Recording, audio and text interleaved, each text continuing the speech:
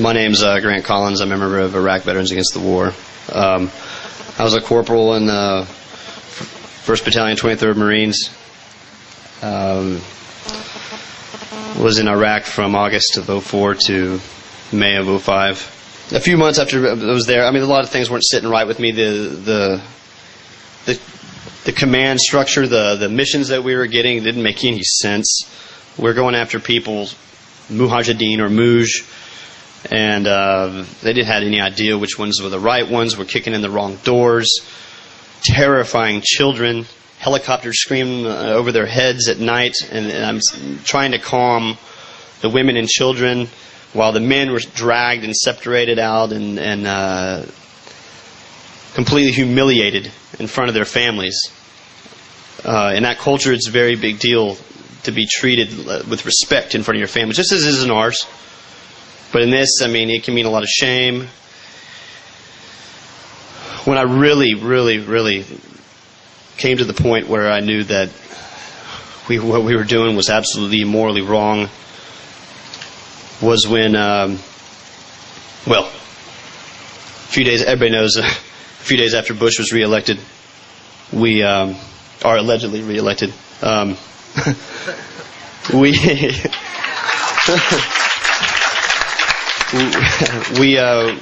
began. We had already cordoned off Fallujah, and Cloy was in the first incursion in April, where we took heavy casualties, and then decided that maybe it wasn't the right time to go in. Maybe there's too many of them in there. So I was a part of the cordon where we cordoned it off, and then we made operations to move in. And 2 o'clock in the morning, we went across the berm and instantly started taking casualties, but started lighting up this city like you wouldn't believe. Artillery strikes going in, and planes flying in and dropping 500-pound J-down bombs into obviously civilian areas. My platoon was tasked with moving down a certain sector from the north side of the city. And, of course, we had to take every building block that we went through, and we had already come up to a four-story apartment building, and we had encountered heavy resistance from there, and there was no way that we were going to be able to clear it with using people, so we called an airstrike on it, a helicopter strike with it, and after a couple of them, the building just completely collapsed in. And I was thinking at the time, how many civilians could have been inside there? Just like any kind of conflict, there's people that are hiding inside of places that are unable to come out of these buildings out of fear that they're going to be killed by the enemy or our enemy for leaving, or out of fear that they're going to get shot in the streets, because when they do, they come out and they do get shot in the streets trying to get away.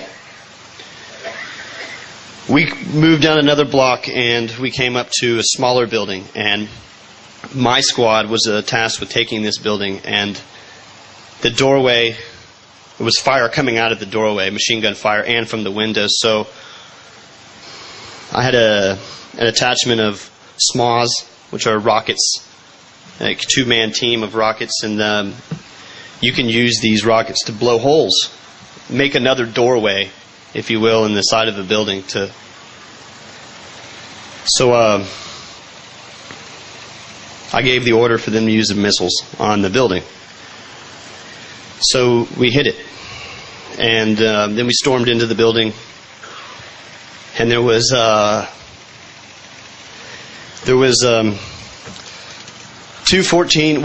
about a 14-year-old kid, a 6-year-old kid, and a young, maybe this could have been her husband, I couldn't tell because he was so messed up, and a woman that was bleeding, but not severely, and all she was screaming, "Why, Laish, Laish," and I broke down. I leaned up against the wall, and as my rest of my Marines cleared through the building, and I sat there with the corpsman trying to do something about it. But I started to cry. I wanted to rip my hair out, what hair I did have, and go nuts. And the woman, seeing my reaction, came up to me and put her hand on my cheek and said, Inshallah, which is God's will. Because these people over there, it doesn't matter what bad things happen to them, that they can accept it right away as God's will because they're deeply religious. But no, it wasn't God's will. It was my fucking order. I gave the order to fire those rockets into that building, and I killed her family. And that's when I knew that I was put in a situation where I had to do that. I thought I had to do that to keep myself and my Marines alive, thinking that, well, man, that was the best thing I could do at the time. Well, I have to live with that decision.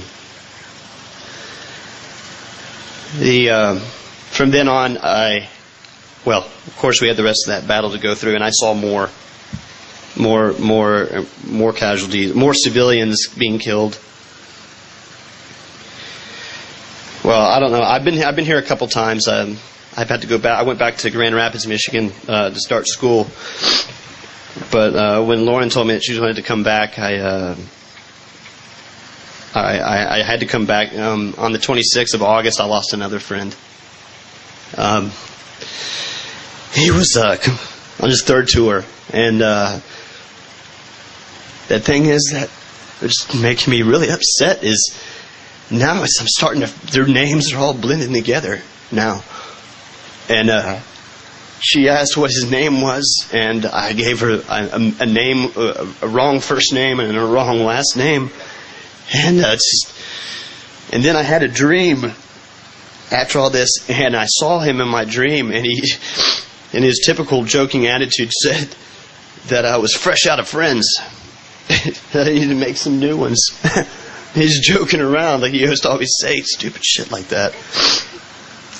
And anyway, it's my duty now. It is my duty to stand up and speak, and I will do this until this war is over.